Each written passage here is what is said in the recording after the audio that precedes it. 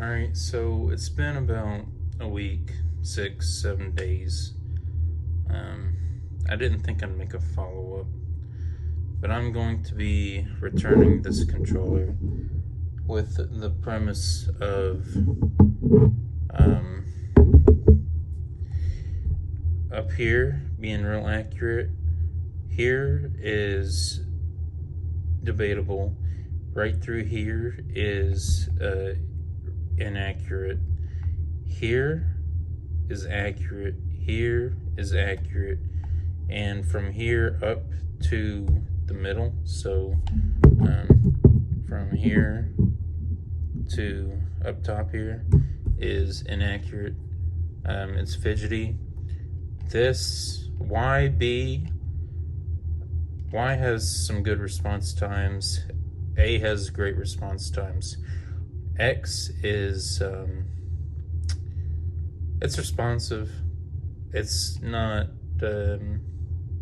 as fast as Y or A, but X and Y have varied responses, and I've tested on all that. The remappable buttons back here they're also very responsive. They're great, honestly.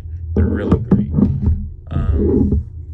Compared to this, every button is responsive. I've not really had an issue.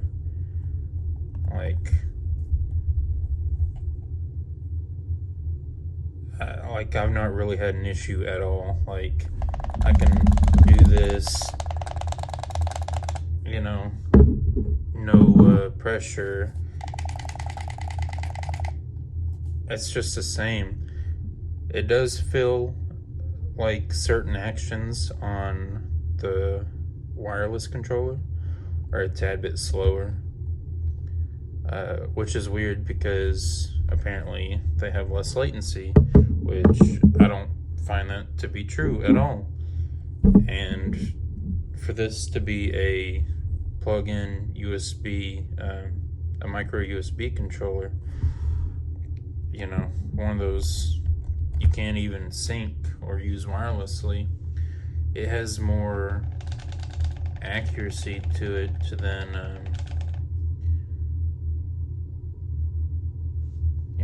than this.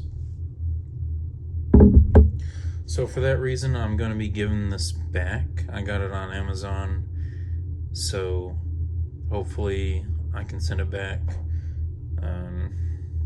I just have to, the USB-C cable's in there, so I'm going to have to reorganize it before I put it back. So this goes on the bottom, I think. How did this, yeah, on the bottom. But yeah, I'm gonna be giving this back. It's nice to have it wireless, but giving up accuracies and stuff like that, just, it sucks. The other thing is you cannot update this. I mean, you can't update this either, but I honestly figured that this would have an update or something, but you cannot update this from the Nintendo Switch at all. Maybe you could if you had a PC or something, I don't know. Let me read the instructions real fast. So I couldn't find it, but I did find out that these are called the advanced gaming buttons, which I didn't know. Advanced gaming button right, advanced gaming button left. I didn't know that, so that's new to me. Yeah, I'm just gonna have to give this back. I can't vouch for it or anything. It does feel nice. It looks nice. The sticks feel a little, I don't know, greasy, I guess, but now that I've used it, they don't feel like that. They feel kind of worn down. I'm gonna have to disinfect it and return it. I'd like to give something back clean, you know. When I was trying to pair this the first 3 times, it worked on the 3rd time, but the first and second did not show up, so I actually had to make sure that I was doing it right, and then I done it again the same way I have been doing it, and it paired the 3rd time. So all in all, if you're wanting to do speed runs, you can get this controller.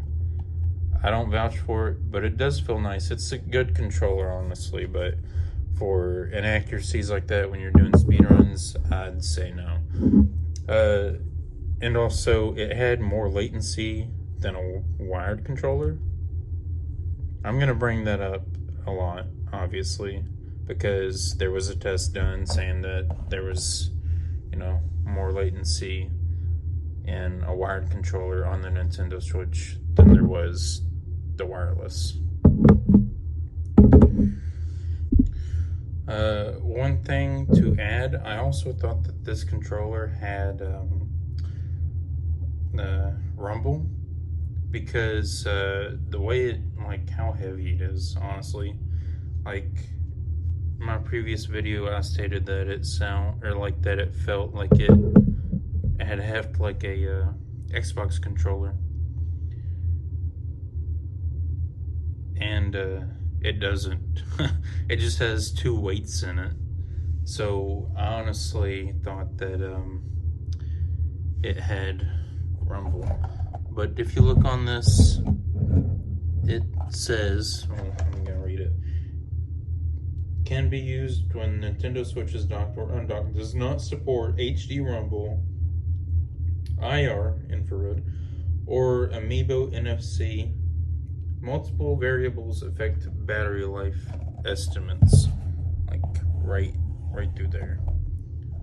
So that's my bad. That is all for this video. If you like this video, please like, share, and subscribe, and I hope that you have a great day. Peace out.